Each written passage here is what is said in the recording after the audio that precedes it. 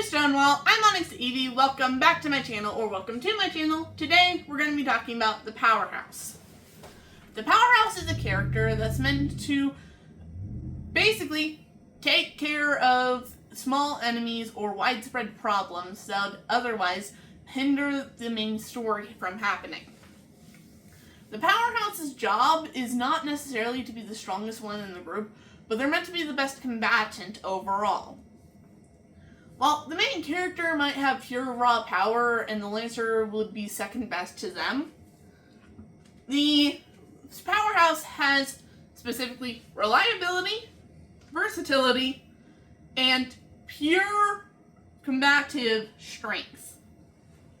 Or just dang super strength when it comes down to it. Reliability comes in the idea that whenever the Powerhouse shows up on screen, you know the tides are going to be turning, because the heroes can focus on one-on-one battles, while the Powerhouse takes care of the cannon fodder. Or the Powerhouse will take care of the natural disaster happening around them, so that the main characters can focus on the battle. Or any number of problems that could prevent the heroes from progressing further into this conflict. Think Thor from Avengers. While technically Hulk is the strongest Avenger, Thor is the better combatant and Powerhouse of the Avengers, due to his versatility and reliability. He's reliable in the fact that he will actually try to follow some semblance of whatever the plan was. He can actually change up his moveset depending on the situation, and he's not going to hit his own allies because he's mad. He's versatile in the fact that he has more than just one set of moves. He has a ground wave attack along with several other melee and long range that he can use. He's never out of tricks when it comes down to it, while Hulk's main and only move is to smash. It doesn't matter if it's the enemy, one of his allies, or someone's car that they just paid off the rental payments on and now it's ruined. In a similar vein, moving over to DC, Superman is not the Justice League's Powerhouse due to the fact that he's more of a leader or White Knight type figure. Superman will never go into a fight expecting his full strength because of his whole world of cardboard thing. Because he is so strong, he's not going to go all out in any fight. And even when he does, he's probably going to lose because he doesn't kill. He has a no-kill policy because of the American way. He doesn't want everyone to make him out as a monster that the entire world has been trying to tell them he is. That's why Superman doesn't kill all writers who for some reason want Superman to kill. Wonder Woman is also not the Powerhouse due to her more focusing on being a brave and honorable warrior. She also has a very, very strict moveset. She doesn't really have any real long-range capabilities, and is more going to be gunning for the main fight than actively taking care of a small swarm of enemies. Batman is more of a smart guy or Lancer to Superman, and he has no powers, limiting some of his capabilities. When it comes down to being the smart guy, yeah, he is the tool belt, but in combat, he's going to be limited. He doesn't kill because he's just a man who lost his parents. All take that, writers who want Batman to kill for some reason. Moving on to every single member of the Justice League, there is something preventing them from being the specific Powerhouse. Either their powers aren't that necessarily versatile enough to classify as it. Most of the time they're a slight help in combat and won't be a real game changer when they show up.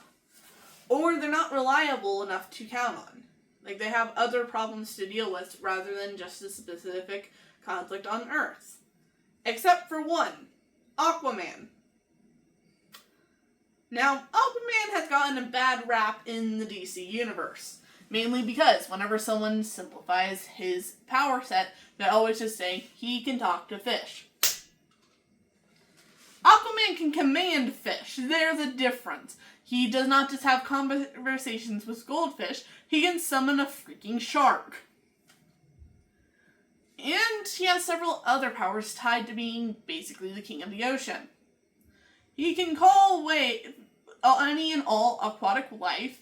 He can summon massive, and I mean massive, typhoons and amounts of water just to stop the enemies, along with massive amounts of super strength. In some continuities, being able to actively hold off Superman in some cases. In fact, the only way Batman could think of to beat Aquaman was literally giving him hydrophobia. Because if Aquaman has no water, he can be easily defeated. And that's kind of hard to do when you're on an Earth that's mostly water. So that was Batman's solution if Aquaman ever turns evil. As the powerhouse of the Justice League, Aquaman showing up does normally change the battle, or change the tides, pun intended, because of his massive amounts of versatility. In any given situation, it's hard to kind of argue with a 50-foot wave coming at you. Whenever Aquaman shows up, is probably going to help the battle in some capacity. While any other member of the Justice League is going to be limited by specific terrain, Aquaman can literally change the terrain of the battlefield, along with making sure that the enemies are quickly taken care of. That's what makes him the powerhouse. Same as Thor, because both of them can have no limit on their terrain and maneuverability. Switching out of superheroes into a different style. Toph from Avatar: The Last Airbender. Check that off your bingo card. Toph is Team Avatar's strong guy, or big guy, powerhouse, as she is the best combatant and most likely to strike the fear of anything into her opponents. Because while Aang is the Avatar, he's also a pacifist who doesn't want to fight or take life. And despite all the bending styles being based off of martial arts, everyone on Team Avatar will normally try to avoid a fight whenever necessary. Minus Toph, who, before the person even took their first step, Toph has probably already won. This is her doing episode 1 to a grown man. Her very first appearance shows her in an underground earthbending tournament, where she's known as the Blind Bandit. She's a small, blind 12-year-old girl who, on the first episode we knew her, took down an entire arena full of guys who wanted her most likely dead in a death storm while in her PJs. Not even breaking a sweat. And every single time Team Avatar needs to get into combat, Toph is mostly taking care of any soldiers that would pose a ginormous problem. I can't name that many times that she's been in a one-on-one fight, because either she has other members of Team Avatar and they're all trying to help out against one character, or she's taking care of numerous amounts of soldiers at once. This comes into clutch every single time that it's necessary, because Toph is a very strong character. Her strength is one of her biggest strengths, and that's basically how you can define every single powerhouse. Their strengths is their biggest strengths. While their weakness is either very, very simple, or they have some sort of thing holding them back. For Toph, it's her being blind. If Toph could see, that would be probably make her even more terrifying, or less, depending on how you look at it. A lot of the time, to a lot of the people in the show, a powerhouse's weakness could be considered their biggest hindrance, when it's actually their greatest strengths. Toph is such a great earthbender because of her connection to the badger molds and her blindness. She wouldn't have her seismic sense if she didn't specifically train that so that she can see. She also has a time age problem that most and all powerhouses will face at one point. Too many places that she needs to help, but not enough for her to actually do. There's not enough of her in one place. This happened during Season 2 in the desert.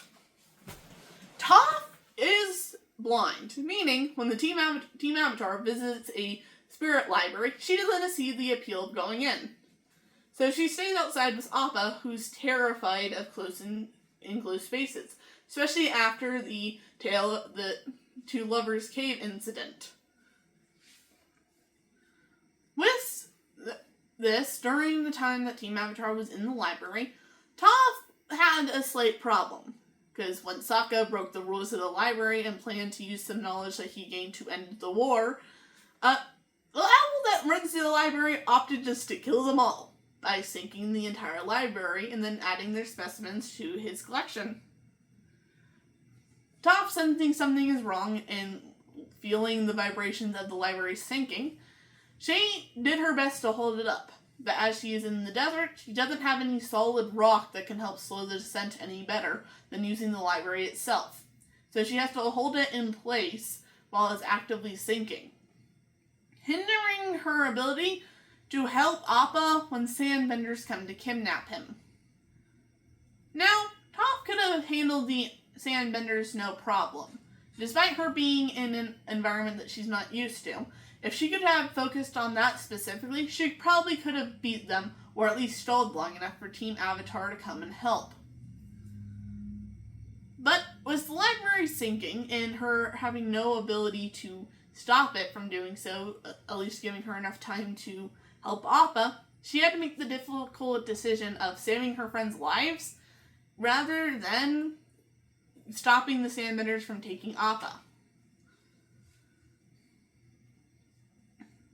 After this, it sends several ways throughout the entirety rest of the series. If Appa had not been taken, there's a good chance a lot of events would have played out very differently. For instance, the Kyoshi warriors probably would have not been caught off guard by Azula and her travel band, and probably would have won that fight or had an easier time dealing with it. Similarly, most likely, Aang and the rest of the Team Avatar would have probably had an easier time going straight to the Earth King if they had their giant sky bison. It's hard to argue with a ginormous sky bison when he enters your palace. It also would have given Long Bane less time to ravel around this and less time to plan how to stop Team Avatar from revealing the secrets about the war. Along with several other waves that would have happened if Team Avatar still had Appa when they were in Ba Sing Se. But that's neither here nor there to debate. What is here to debate is, well, a main idea that a lot of big guys have is their inability to actually ask for help in combat, or with anything. A lot of the time, a big guy or strong character is going to not want to ask for help. Toph is no exception to this, as she lived her entire life, sheltered from the world, with everyone treating her like she was some sort of fragile character who couldn't do anything for herself. So when she runs away from home, she thought it was her chance to be fully independent, when in fact she's a part of a team now and they now have to help each other. Toph's entire character arc revolves around her learning to ask for help and learning how to be supportive and in a, healthy relationship where people do things not because she thinks she's weak, but because they want to help her because they care about her.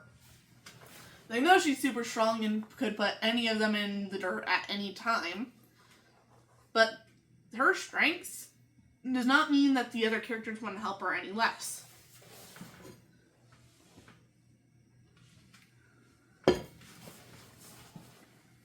This is her entire character arc, her eventually learning how to trust the others around her. And that's shown when she is sitting when she was sleeping.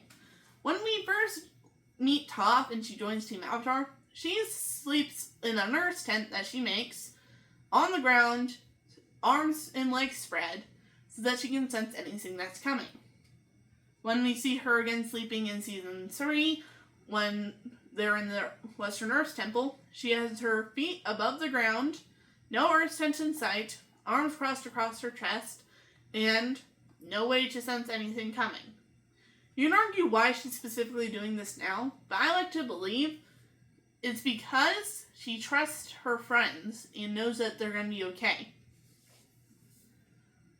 Throughout the entire show, Toph's main arc is her learning how to grow as a person and being honest and caring to those without being, rude and snarky. along with her learning to ask for help. The entire Team Avatar has to grow up and learn how to be people throughout the show in their own way, but hers is mostly focusing on her learning how to trust and ask for help. As the strong guy, she also has several feats that are freaking terrifying. Most of the time, strong guys will be relegated to feats off-screen, or smaller feats than the rest of the group. Well, smaller on-screen feats.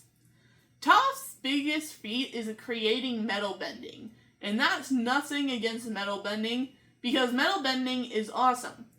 Throughout the entirety of Season 1 and most of Season 2, we hear that metal bending is impossible. But they'd be wrong, because Toph invented it in Season 2. Once she got kidnapped by the bounty hunters her rich parents sent after her because they believed she was kidnapped, she was put in a metal cage because the bounty hunters know how terrifying of a threat she is as an earthbender, and they also knew that she would probably fight back at every given moment. But they believed that even if she was a great earthbender, she could not bend metal. But turns out she can bend metal. Her invention of metal bending is a ginormous game changer for the rest of the series, because it gives a great advantage. Being able to make armor on the fly, especially against Fire Nation soldiers, is very, very important. So, in the last battle, when she has to take care of fleets of soldiers as well, she puts the fear of God in them. And then 5 seconds later, puts the fear of Satan in them. Yeah, she didn't need to do the crawling on the ceiling thing, but she did anyways. Terrifying. Toph takes care of any problems that Team Avatar needs to. That doesn't necessarily revolve around, well, any planning or needing to be a diplomat. Toph often lets everyone else in the crew do the talking, unless she needs to find out if someone's lying. And then she does do that as well. But most of the time, she comes in clutch during combat or when they need to solve a solution that involves kicking down a ginormous door. When it comes down to fighting lots of foes, that's where she shines the best, especially during her fights against the Dai Li and Earth Kingdom soldiers. And then Fire Nation soldiers as well. Again, she did not need to do the demon crawl on the ceiling. She did it anyways. Imagine being that Fire Nation soldier. 2 minutes ago, you thought wholeheartedly that metal bending was impossible. You see this small 4-foot goblin break down your door, turn said door into armor, and then immediately kick all your guys' butts while demon crawling on the ceiling. Being a powerhouse at its finest. Putting the fear of everything into these poor, nameless characters. But this comes into clutch on many times. A moment in the comics has her holding up an entire mine for several hours. And basically saving everyone else's lives enough for her or metal bending students to come eventually. Yeah, she teaches a lot of people metal bending in between the time of the original series and Legend of Korra. She's a great, and, well, not just great, amazing powerhouse. Switching gears out of Avatar: The Last Airbender into the next member of my bingo card, Heroes of Olympus, or the Percy Jackson universe. Again, take that off your bingo card. Frank is the main powerhouse of all of the Argo 2 crewmates. And any book that he's in, he is the powerhouse. Now, you can argue that he is not the most powerful out of every member of the 7, especially given everything, considering all the other characters' feats. But he is the most versatile in a fight, along with reliable. Something that sets Frank apart from any other powerhouse is the fact that he has a very unpowerhouse-like weapon. A bow. Now, archers and snipers have always been kind of villainized in any type of media. Oftentimes, if there is a member of the main group that is an archer, they're probably going to be the smart guy. Now, this comes from a lot of myths about a lot of different archers and stuff, but they're often depicted as shady and sneaky. And also, archers, just a quick PSA, are not skinny. You need a lot of forearm muscles to actually pull back a bow, especially a long bow. So, yeah, stop making all the archers skinny. They're actually pretty buff.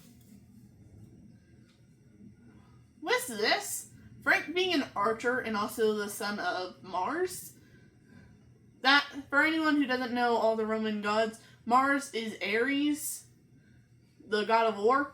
So, Ares or Mars having a child that's an archer and not a front combat soldier is very uncommon, especially given Frank's other powers. Frank's life is tied to a stick of firewood. Literally, it's tied to a stick of firewood, magically. This piece of firewood burns out, he dies. It gets destroyed, he dies. That does not mean he is completely invulnerable in any other way. It just means he will die. The trade-off for this very sucky tether to life is he can transform into any animal. And this is what makes him such a versatile character. Turning into any animal automatically makes you OP, but it also is very useful when that has no time limit to it. He can transform into any animal, and the only time limit we get is his stamina, which is pretty good considering he's a Roman soldier. Frank can turn into any animal, real, mythical, or anything. He turns into a dragon, easy. That's just one of the hardest things he can do. So no matter where the fight is happening, he can fight in it. You need to fight in the sky or a quick out, bam, Frank can turn into a bird or a dragon. You need to dig under tunnels, bam, Frank can turn into a mole or any other tunnel digging animal. You need some surveillance while you're doing some sabotage, bam, Frank is now a swarm of bees. And yes, he can turn into a swarm of bees. We don't really know how he can turn into specifically a swarm of bees, but he can turn into a swarm of bees. He can turn into any animal, and it's very useful for any given situation. The Powerhouse is the Swiss Army knife of combat, and Frank is a great example of this, because it's hard to fight a freaking African hippo when he transforms into it. And you can't escape him anywhere because he can instantly transform into a fish, a bird, or a dragon if he wanted to, even if you try to escape. So while Percy is best near or in water, Jason can fly so he's best in the air, Piper is the diplomat and can talk out of any situation, Frank can handle any situation, in a combat specifically, because he can be in any terrain without any problem. Frank's entire character arc revolves around him trying to gain confidence and an identity. Most of the Heroes of Olympus characters revolve around their identity. That's like the main theme of Heroes of Olympus. So Frank gaining his confidence is a massive part of him growing as a character and learning who he is. So it's very fitting that at the end of the series, he becomes one of the praetors of Camp Jupiter, and by extension, New Rome. A praetor is an official leader, basically. It's hard to explain without going into the whole history of that sort of thing. But with this position, we also eventually see more Frank in Trials of Apollo. Apollo and Meg arrive in Camp Jupiter to deal with an old dead king of Rome, who is now back and trying to take New Rome. The problem with this is specifically that, one, Apollo may be slowly dying because of a scratch that he got. Despite being a god, he's also turned mortal. Long story, summary of the entire Trials of Apollo series. There are several other problems dealing with. Not only are they dealing with a dead king of Rome, but they're also dealing with two of the revived Roman emperors that form the Triumvirate Holdings, the main villains of the entire series, this entire specific series. who also have had a hand in every other major conflict in the Percy Jackson universe, at least in the Roman and Greek neck of the woods. Can't really say anything in the Norse or Egyptian side of it. But there's several problems tied to everything else going on in the series, especially since several characters have died to get Apollo and Meg up to this point. So, arriving in New Realm, there is a lot of heavy hearts, especially since there was a recent battle with a zombie army. And Frank tells Meg and Apollo when they arrive that they managed to push back the zombies at the river, at the Tigris River that crosses over in camp. Hazel gives more context to the situation when they tell him that, yeah, they pushed back at the river, but Frank is the one who pushed them back. Because again, it's hard to argue with an African rhino charging at you. Frank throughout this book shows that his newly regained confidence has shown that he's less terrified of his firewood burning out. And at the end, when he kills one of the most evil people in history and the entire series, because again, the main villains of Trials of Apollo were real people who were leaders of Realm, he does it by letting go of his firewood and letting it ignite, allowing him to take the reins of his own destiny, and therefore by surviving. Frank's character arc revolves around him growing his identity and coming into his own, perfect for a powerhouse whose power set is shapeshifting. He is versatile and reliable in a fight. That's what makes him the powerhouse. Shifting gears to a different powerhouse, check One Piece off your series I will bring up every single video bingo card. Frankie is the powerhouse of the Straw Hats. Now, every single Straw Hat has their own powerhouse moment, but Frankie is the most versatile out of any of them, and that makes the most sense. Frankie is a cyborg. Any problem that comes up, he probably has some sort of upgrade he made to himself, the ship, or any number of the bullshit inventions he made while he was bored. He's the shipwright of the crew. It makes sense that he's going to be able to pull out new gadgets for every given situation. As the powerhouse, his introduction shows us what he's going to be doing throughout the series. Powerhouses are normally the most straightforward characters when you meet them and how they will be handled in combat. Frankie's introduction is no different. The first time we actually see Frankie on screen, he shows up doing a dance number and challenging Luffy to a fight because Luffy destroyed his ducking house. No context, long story. Frankie is shown to be able to go toe-to-toe with Luffy because Luffy was not really looking for a fight that day, especially with everything else that he was having to put up with in Water 7. He was not interested in fighting. But Frankie was, because again, Luffy destroyed his house and beat up his friends. Again, long story, no extra context. When Frankie eventually does become an ally of the Straw Hats, when Sanji is trying to save Robin, we do see how skilled he is and how versatile he is in combat. Most notably when he introduces it to us, his centaur form. But, it's backwards. Yeah. Centaur form. Frankie, growing throughout this series, we've seen that he can come up as any new skill set and pull it out at the right moment. Especially in Thriller Bark. Frankie was still a pretty new crewmate, but he still has plenty of skills. For instance, being able to build a bridge in 5 seconds and that is sturdy enough to hold up the entire arc and allows the Straw Hats to depart onto the island easier. He's also able to do this while they're fighting orcs.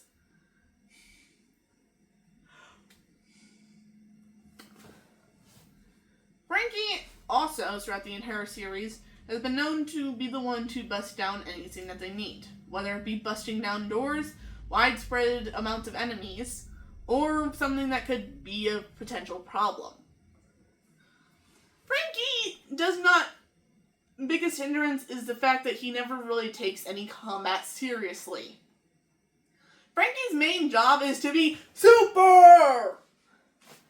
So, rather than winning a fight by being the best combatant, his main job is to win it by being super! So, when Frankie is fighting one-on-one with an enemy, rather than specifically trying to beat this enemy using any one of his more practical means, does he have practical means? Never mind, Frankie does not know the definition of practical. All he knows is being super! Whenever Frankie is fighting, he's most of the time going to be not taking it seriously, but also playing it very, very smart. Like his fight during Emmy's lobby, when he does this to the... I always forget this character's name, but I just call him Jet Papa. Or Zipper Mouse. Using the guy's own abilities against him, he basically grabs onto his legs while the guy was skywalking. So the guy has one option. Drop into the water and probably dying, or bring Frankie back on land and also probably dying there. So that's what happens. Whenever Frankie is in combat and actually taking it seriously, is most of the time when he's trying to protect the ship and his cola. He's a cyborg and runs on cola because it's super! But he normally does not need a lot of context when it comes down to the ship. Moving all the way forward to the Punk Hazard arc, Frankie isn't there for a majority of the end when everyone else is dealing with poisonous gas inside the facility. Frankie's outside dealing with the poisonous gas, but he has a General Frankie mecha that he made during the time skip. That's super! He's dealing with this, trying to make sure the ship is safe with all the poisonous gas and stuff. Also going back to get the Mini Mary that brought the original landing party to the island. His main job is to protect this ship. As a shipwright, fair enough. When two members of the Don Quixote pirate family show up, he immediately thought that they were here to destroy the ship and steal his cola. Not really even noticing the main bad guy of this arc, right down below them, that's their actual target. So he fights the living embodiment of a Swiss army knife and one of my sleep paralysis demons, and I will not explain any further. He does not really take this fight seriously at all. And in fact, is just kind of messing around with these guys, to both of their annoyances. But he does beat them with no context of who they are or why they're there. In perfect timing, when the rest of the group comes out. Something else that happens that shows Frankie's job as a powerhouse throughout the entirety of the series is the fact that his main job, whenever the crew needs to make a quick getaway, is get to the ship and make sure it's ready for them. Whenever Frankie is sent off on one of these, we don't see him fighting that often, but whenever we do get clips of what he's doing, he's fighting multiple people at once. All powerhouses have some sort of Achilles heel or specific weak point that hold them back in some capacity. Not necessarily a traditional weak point like kryptonite or an actual Achilles heel. Most of the time, it's something that will hold them back in some capacity that's kind of prevents them from being too overpowered. Frankie's is the fact that he never made his back indestructible. He's an indestructible cyborg, basically everywhere minus his back. He built himself with a bunch of scraps after being ran over by a train. So he couldn't exactly reach back there, so it is a sensitive spot, and the only spot that's indestructible. So his solution to this problem, whenever he's fighting a stronger opponent, lay down on his back, because that makes him indestructible. That's probably also why his Centaur form looks like this. Or that's just more super! Frankie's main concern is always being super, and also defending the ship, and his friends. That's why a lot of his gadgets and stuff aren't exactly the most practical. Or I don't think you can call anything he makes exactly practical, especially since whenever he's in the General Frankie and actually needs to take a shot at something, he just exits it himself, even though he's basically untouchable in there.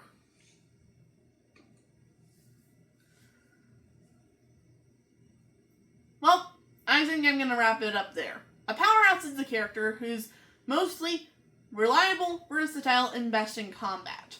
Not necessarily best on one-on-one confrontations, but best when it comes down to any situation regards to, well, beating a bunch of enemies or pure unbridled strengths.